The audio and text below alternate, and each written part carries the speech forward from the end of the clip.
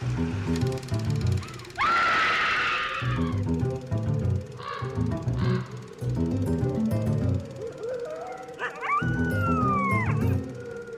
everyone and welcome to Scream Scene, the horror movie podcast where we watch every horror movie ever made in chronological order and then we rank them from best to worst.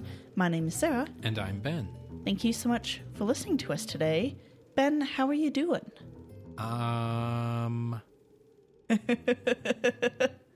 So I've had a very busy month. February is a very busy month at my day job. So I was working very hard and I'm crashing, basically, after that month. I'm feeling very depressed, and I'm just kind of going through some stuff. My brain keeps saying, you're a bad person, and people would be right if they didn't want to have anything to do with you. And it's a struggle. We have started calling this brain, originally it was bad brain, but now it is Brad brain. So yeah. Brad is a dick. Yeah. Sorry for all of the other non-dick Brads out there, but this particular Brad is a big dick. So I'm having a hard time. Things are getting better. I think I'm feeling like I'm getting better every day kind of thing. I think my low point was like Thursday, Friday. And we had dinner with my parents today. They got back from a vacation. It's nice to see them. It was a nice dinner, so that felt nice.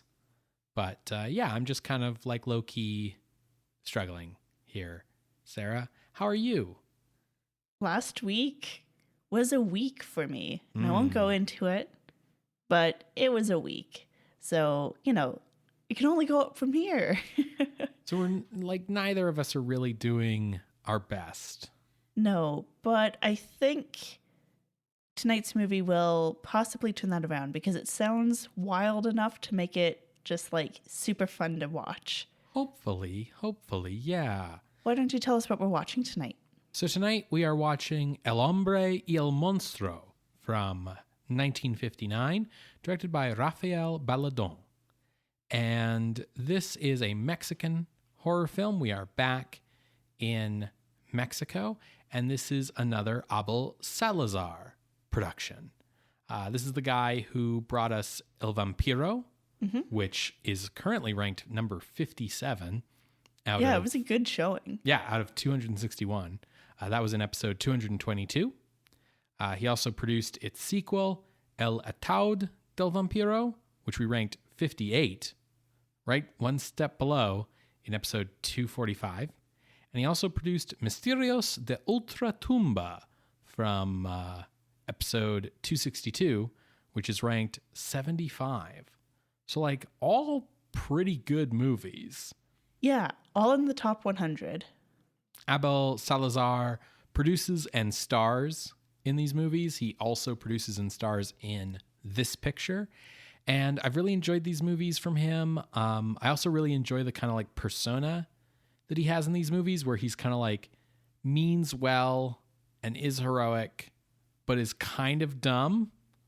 It's nice that he shows him being dumb. Right. Right? Like especially when you think about the Hollywood studio of this time, like actors were their characters. Right. And if that person's supposed to be a leading guy, there's no way he's allowed to be dumb. Yeah. So like, and it's not that his characters are stupid, because his characters are often like doctors or surgeons or detectives or something, but they're just kind of like, they're just kind of dumb. They're like they're like a Dr. Himbo. Yeah. And I just really enjoy his persona. He gives himself these leading man kind of romantic lead roles, but he lets the really juicy roles, which are like the monster, right? Like the vampire or the bad guy, go to other actors. I've really enjoyed these movies from him so far. So I'm looking forward to this one. His co-stars this time around are Enrique Rambal, Martha Roth, and Ofelia Guilmain. Guilmain was a Spanish actress who fled her country with the rise of Francisco Franco's dictatorship. and came to Mexico, got her citizenship, and became an actress with a career spanning to her death in 2005. She had 2 kids who became actors, and I think they have grandkids who are actors. Oh, wow. So she's kind of like the Redgraves. Right. Yeah, or the Barrymores or something like that. Yeah. In the director's chair for El Hombre y el Monstruo is Rafael Baledón, who was born in Mexico in 1919. And he initially wanted to become a doctor, but he could not afford the education. So instead, he became an extra and then just sort of gradually worked his way up the ranks to his first starring role in 1942. His acting career continued until his death in 1994. Wow. But beginning in 1953, he also branched into writing and directing, which he would also continue with throughout his career. And yeah, that's kind of about all I have to say about the making of this movie. Okay. It is about a pianist who made a deal with the devil to become the greatest pianist. And if he plays a specific song, he turns into a monster. And the question we've been asking ourselves in the lead up to watching this is, why play the song then? My theory is it's his like big hit, and so everyone's requesting it. Got it. It's like Gautier and that one song that he hates to play now. So how are we watching this, Ben? Well, El Hombre y el Monstruo was released in Mexico on October 8th, 1959. Very successful in its home country and abroad. The movie became yet another notch on Abel Salazar's horror cinema belt, so we will continue to see horror from Mexico from Abel Salazar. The movie also received a well-regarded English dub later in 1959. Critics remarked that the dub must have hired, in addition to a translator, also a screenwriter because it was like uncommonly well done. Oh, sweet. It was released in the United States as The Man and the Monster, which is just the direct translation. Yeah, of the title. And El Hombre y el Monstruo is available on YouTube from the, I think it's from the Mexican Cinematheque, the like Cinematográfica del México or something. I don't remember the exact name. It is going to be an auto Google translated subtitle experience for us, unfortunately. But we've had worse. We've had much worse. I have high hopes for this movie and for the Google auto-translated subtitles because Spanish is a lot easier for Google auto-translate than like Mandarin or Cantonese. Or Russian, for that matter. Oh, yeah. It has a real hard time with Russian. Yeah. Well, folks, if you want to watch along, you can find a copy of this on the Scream Scene YouTube playlist, which you can find on our website, screamscenepodcast.com. You're going to hear a brief musical interlude, and when we come back, we will discuss El Hombre y el Monstruo from 1959, directed by Rafael Baledón. See you on the other side, everybody.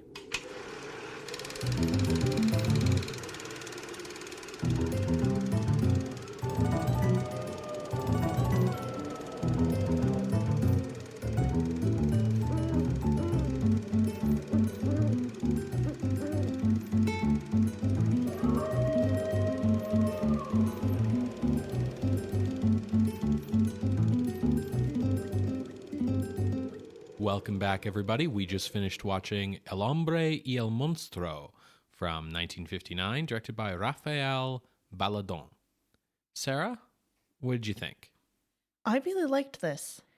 Google Translate had a little bit of trouble with the auto-translated subtitles. I suspect it's because of the audio quality a bit. It seemed to have trouble determining when someone was speaking and then what that person was saying because there's like a lot of music going on. What was interesting, like, I think it did a pretty good job compared to other times. Yeah. Like, honestly, much better than other times.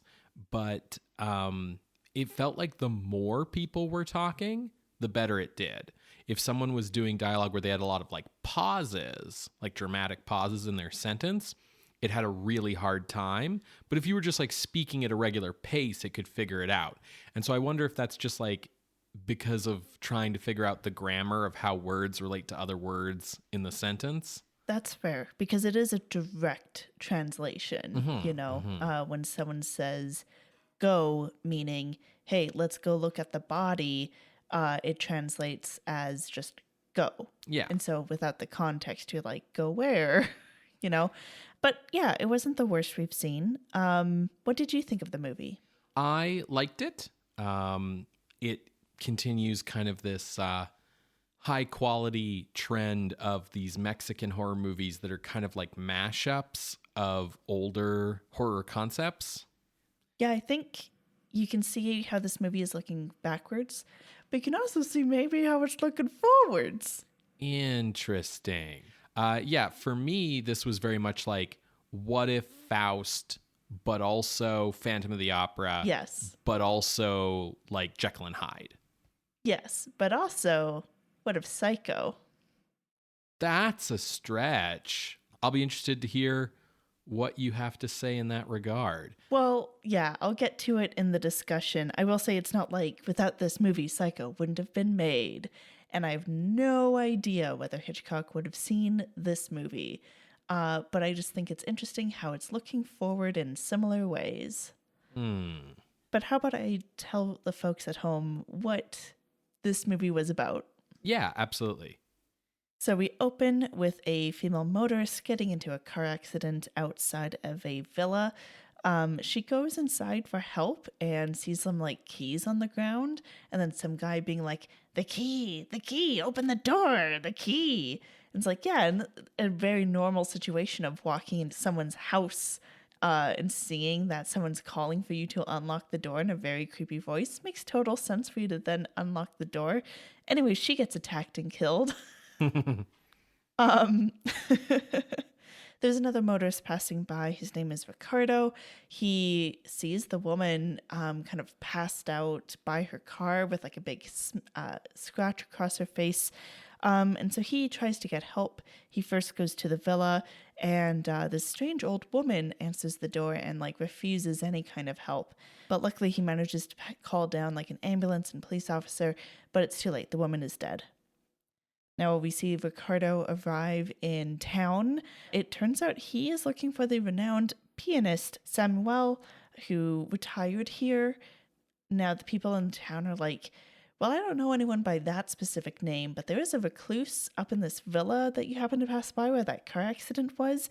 But I think only a witch lives there. Meanwhile, Samuel is at the villa. We see that he is indeed a renowned pianist, and he is teaching his protege, Laura, and his mom, Cornelia, is here as well, kind of looking after them. Cornelia is the old lady who turned Ricardo away. And then Ricardo arrives being like, yeah, I'm looking for Samuel. Hey, there's Samuel. Nice to see you. Turns out Ricardo is organizing the concert that is being put on where Samuel is supposed to be playing. But Samuel says, well, no, I don't play anymore. Instead, my protege Laura will be making her international debut. And then Cornelia shows up and says, Ricardo, you need to leave. And this is like, get out. And Ricardo's like, well, I understand you want me to leave, but like, I'm planning this event and I don't know any details. I don't know what you're playing. I don't know like what instruments you need in the orchestra. Like, I need to know something.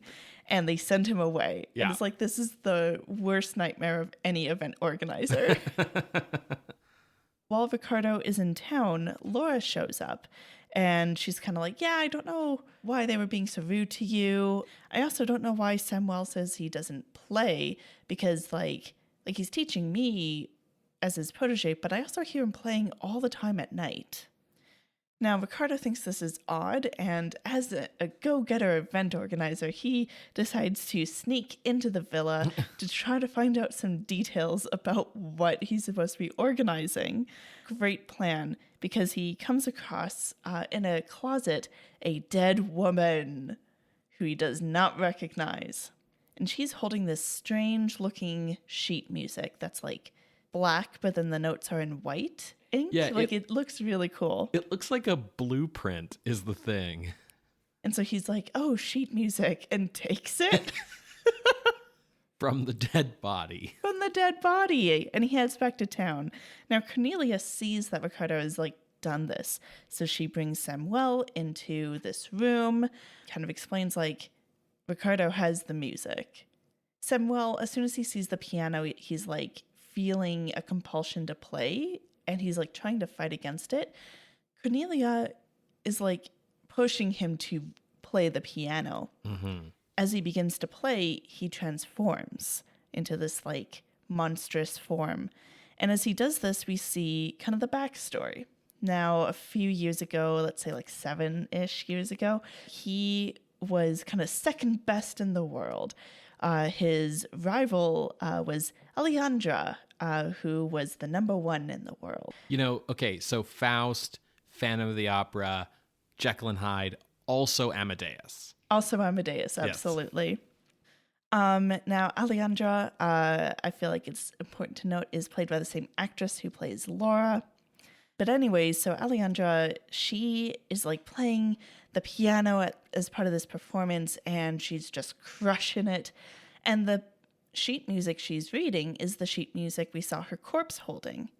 And she starts to tell Samuel how like, yeah, this music just kind of like showed up one day, and also it has like no title and no composer, but like it's great music, isn't it? Like the audience seems to really love it.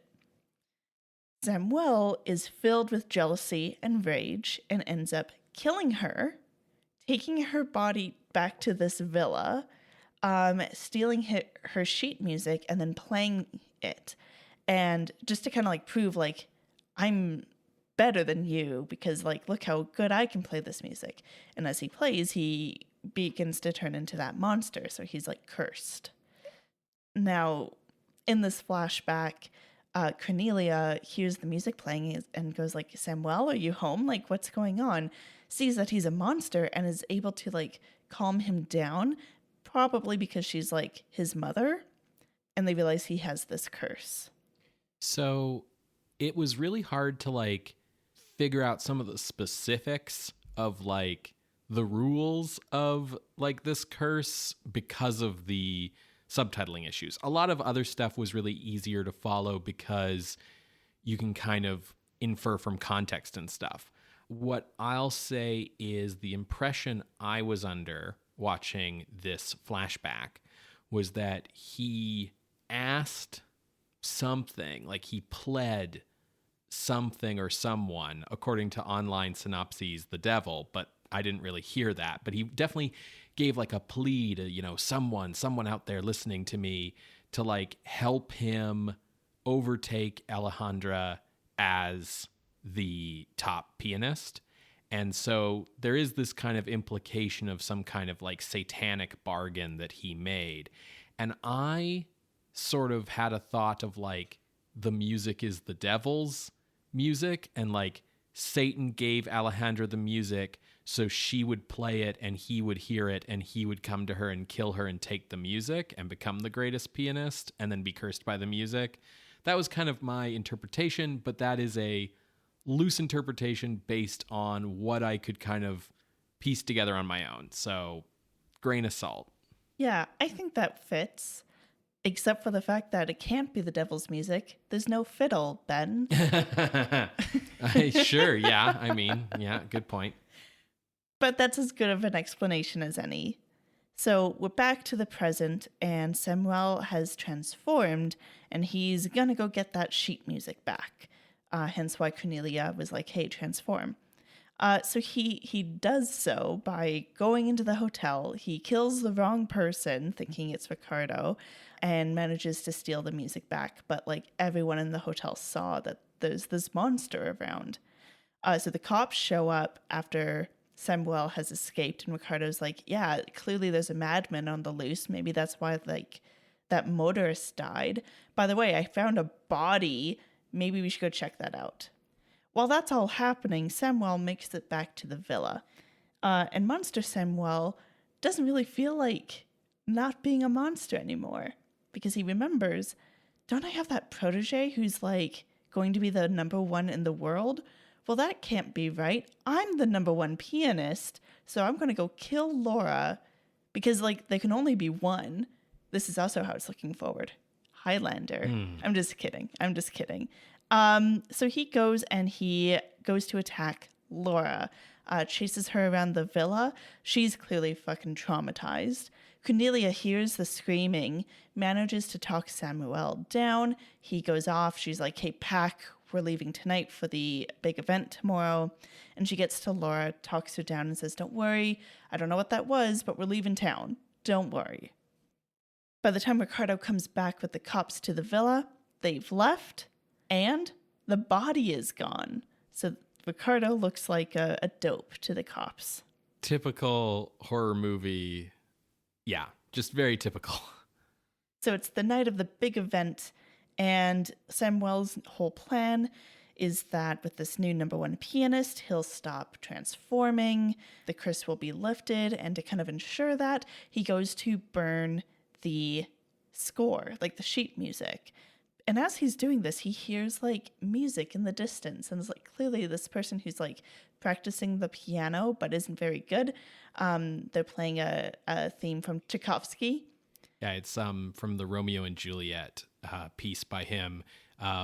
If you've watched any Saturday morning cartoons, particularly Looney Tunes, you will know this as the music that plays when two people run across a field into each other's arms in slow motion romantically. So Samuel like puts the sheet music down. It's lit on fire, but the fire goes out as soon as his back is turned.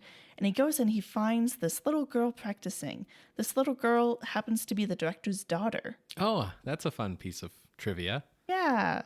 And yeah, she's like trying, and he's like, here, let me teach you. Like, I'm a good pianist. Let me help you.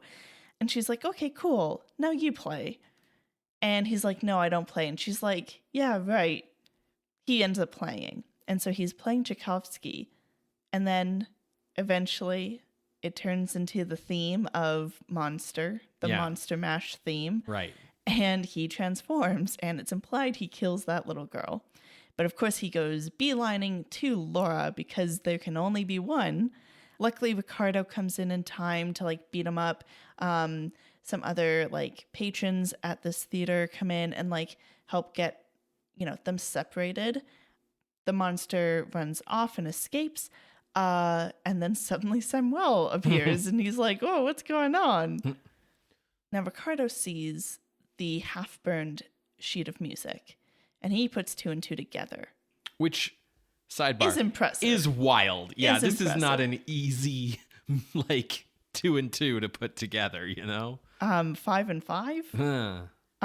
Well, I think the music was in 4/4 signature, so he puts 4 and 4 together. Okay. And before Laura goes on to perform, he's like, Laura, do you recognize this music? And she's like, yeah, this is the music that Samuel plays at night. And he's like, Samuel's the monster. And this music, I think they have something horrible planned for you. You need to like play this music during the performance so he'll get caught. And she's like, I don't know, that's like really scary and a lot. But eventually she goes through with it. And during the performance, she puts in a bit of the theme. Samuel turns and then is like, Laura, you're number one. I have to kill you. So he goes to attack her. There's some back and forth fighting. And then suddenly a cop shoots him. Yeah, like a dog. Yeah, much to the dismay and despair of Cornelia, who, as the film ends, is like crying over Samuel's body. He transforms back into Samuel in death. And we also see Ricardo burning the sheet music. And that's the end. Yeah, so there are some elements of the plot that were a little obscure because of the fact that we don't speak Spanish. So those aren't really things that are against the movie. That's our fault. But I do recommend people see this movie. It's so, good. Listener, if you speak Spanish and like understand it, watch this movie. Let us know how close we were with the way the curse gets lifted and all that. Yeah, because the thing that I don't understand that would have been helpful is like, does he turn into a monster when he plays anything on the piano? is it just when it's the cursed song? Why does he have a compulsion to play the cursed song? Does playing the cursed song transfer the curse? Because they're talking about how, once Laura's played tonight, the curse will be over. And I'm like, why? So he says something along the lines of like, I'll have given back what I took. Right. And that's a bit of the tragedy here as well, because nothing bad was going to happen to Laura. She was going to become number one. Yes. And then theoretically that would lift the curse because he's no longer having to fight to be number one. Mm-hmm. Right? The other thing is like, it's a little out of nowhere at the end because we've seen that playing the music is what transforms him. And then we find out at the end that like just hearing it is enough as well. And that felt a little bit out of nowhere. Also, how did Ricardo figure all that out? Just from like, that's a lot to figure out. Well, here's the thing. He knows that whoever knows about the sheet music knows about the dead body. Right. He knows that the monster took the sheet music. Mm-hmm. Then the sheet music was around when Samuel was around. Yeah. That's how he puts 4 and 4 together, right. as it were. And then the other part of the movie's plot that's a little obscure to the point where I think Sarah purposely avoided mentioning it because it was unclear what was going on here is, so as Sarah mentioned, Alejandra and Laura are played by the same actress. Samuel has a portrait of Alejandra in his like piano room. Laura doesn't know who that is. And she even like at one point talking to Ricardo was like, yeah, I don't know why he took me as his protege. Like, is it because I resemble the woman in the painting? And then he's got Alejandra's like mummified body in a closet near that room. Ricardo, because he's like a concert organizer, like he doesn't recognize the body or the painting at first, but there is a scene when he's there with the cops where he finally like looks at the painting. He's like, oh shit, that's the super famous pianist Alejandra who went missing 7 years ago or whatever, and kind of puts all of that part together.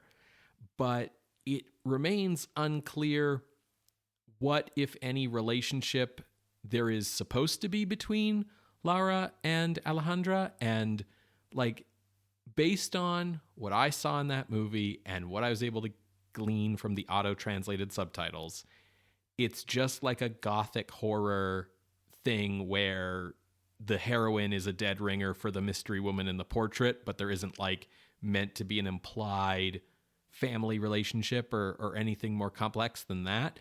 But It was something that had me going like, is there something I'm really missing here? Like, is she his daughter with Alejandra? Oh my God. Like, you know what I mean? Like, I was just waiting for that to make sense and it never quite got there.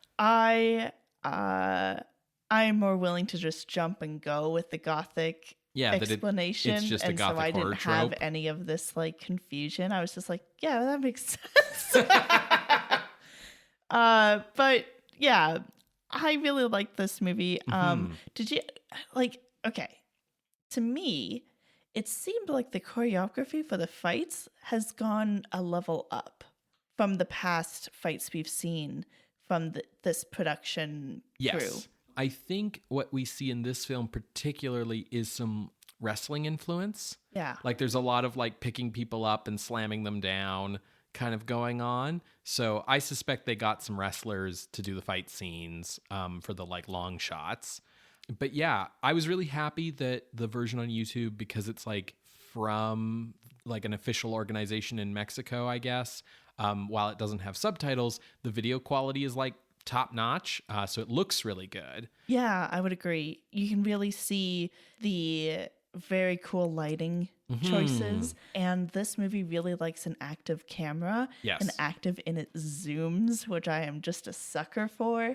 And like a lot of editing, like quick editing. It keeps the pace up and keeps like the excitement up. Yeah. The villa that they're in is like the same villa from Misterios de Ultratumba and Il Vampiro.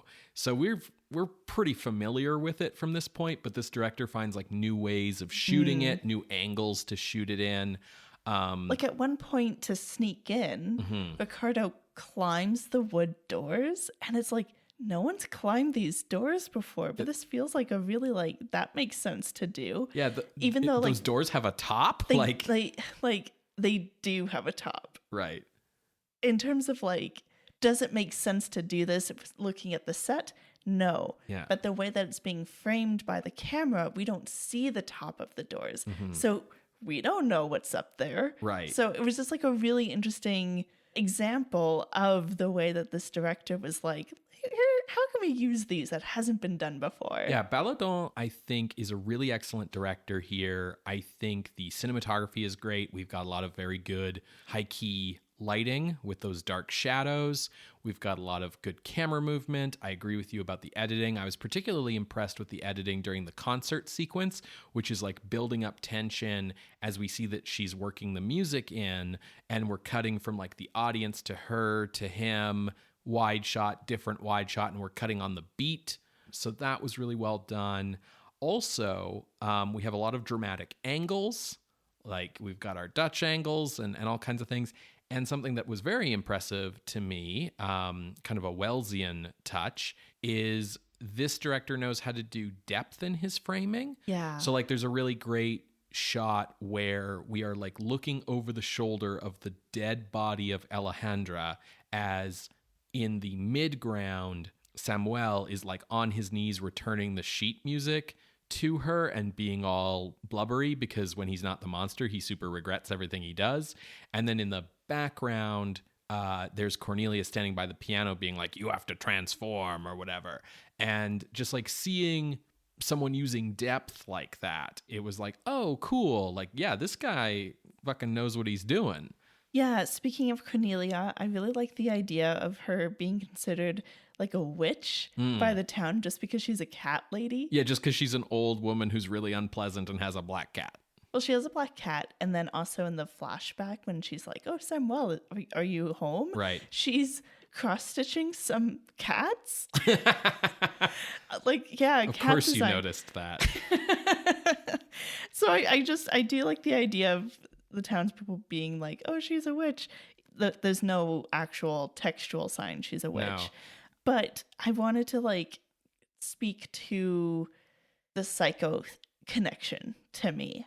Because the idea of like a mummified body that is like kept in the closet, and the way it was shot and the way we like kept seeing it. Okay. I don't know. It was just like, wow, this movie's like really wanting to show us like the physical spark of why this person is like insane a little bit. There was the mother connection. Sure. Of like his mom being the only person who can talk Samuel down. I do think that part of that comes more from like the Mexican culture, which like very highly honors like motherhood. Yeah, for sure.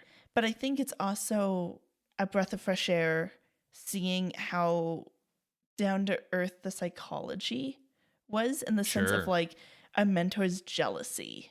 Yeah. Right? Like, yeah, he has jealousy with this rival, but then having his jealousy of his protege is really interesting to me. And so having like that psychology element to it, and the movie that like Psycho particularly, with all of these mother themes in my head, that movie also really ties into and taps into psychology. Yeah. So that's where I'm going. And I think that it's more the psychology angle that it's kind of looking forward rather than like mother or looking at dead bodies. It just seemed like, like Psycho's coming up, and this movie feels very forward thinking with that context that the people making this movie would not have at all.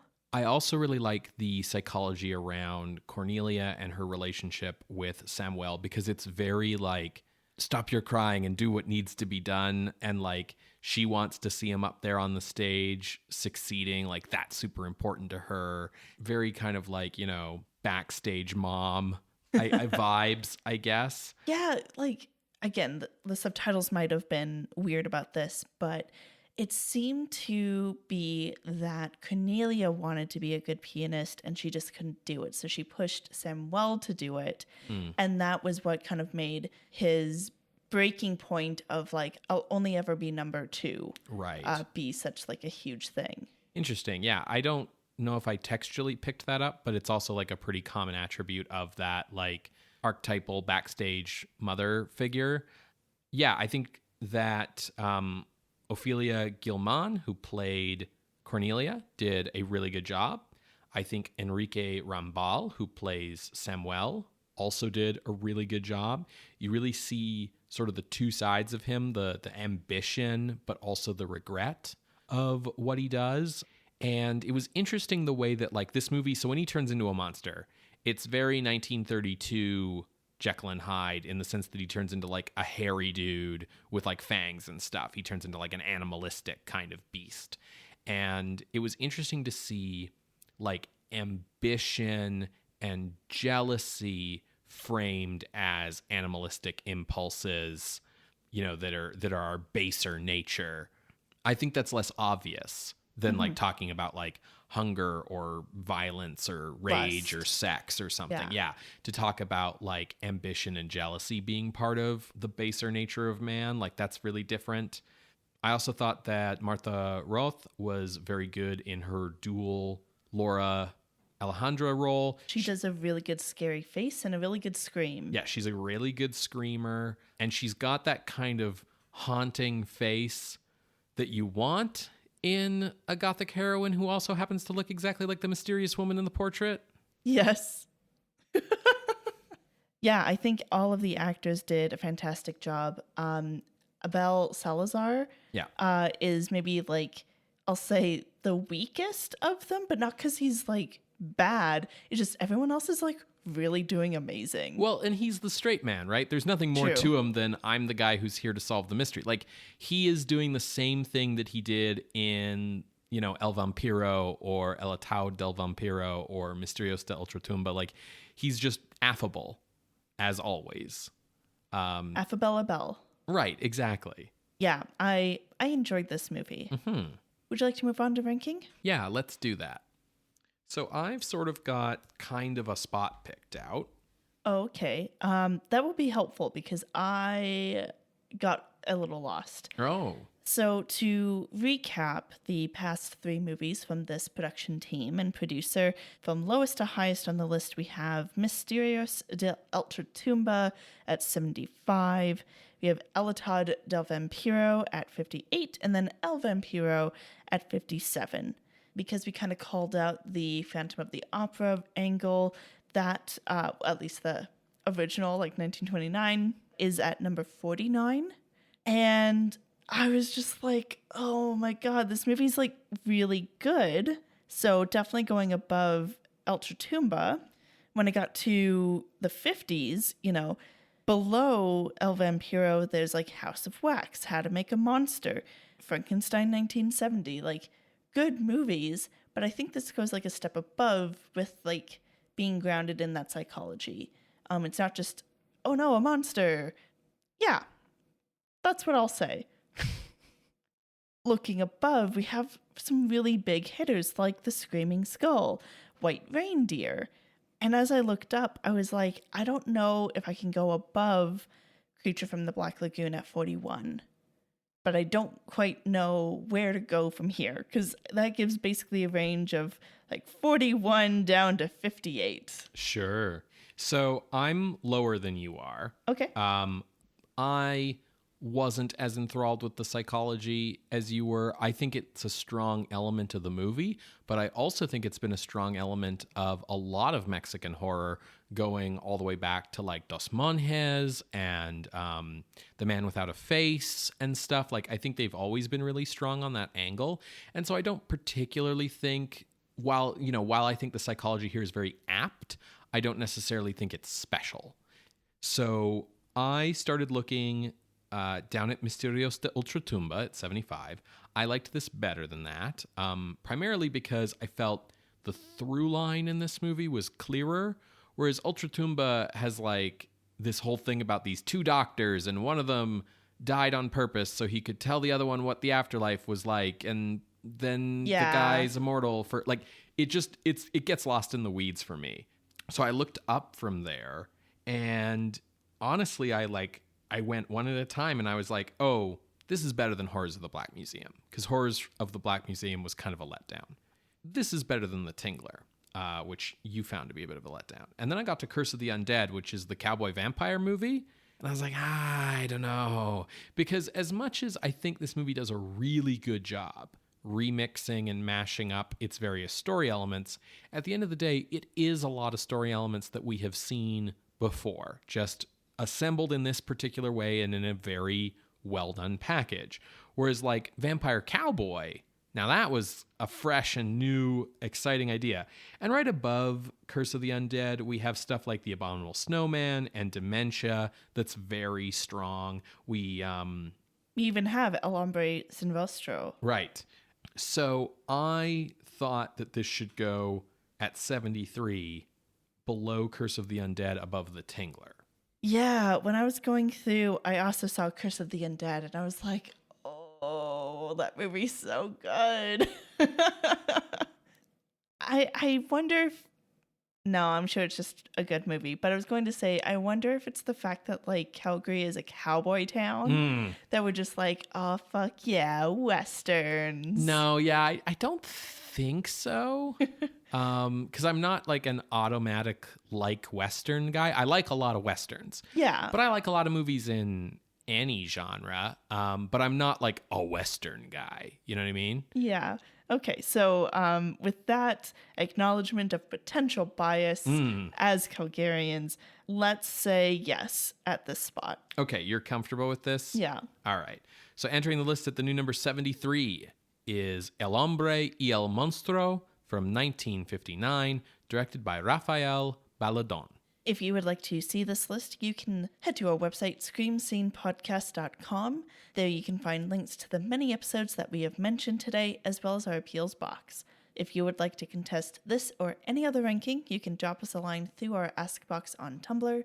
You can reach out over email at screamscenepodcast@gmail.com or over Twitter or other social media at Screamscene. Scream Scene updates every Wednesday on Apple Podcasts, Google Podcasts, SoundCloud, and Spotify. You can subscribe to the show using our RSS feed. That seems to be how most people listen to the show. If you listen to the show on a platform that allows you to rank or review a podcast, leave us a rating or a review. We really appreciate feedback from you guys. It's great to see those 5-star reviews come rolling in.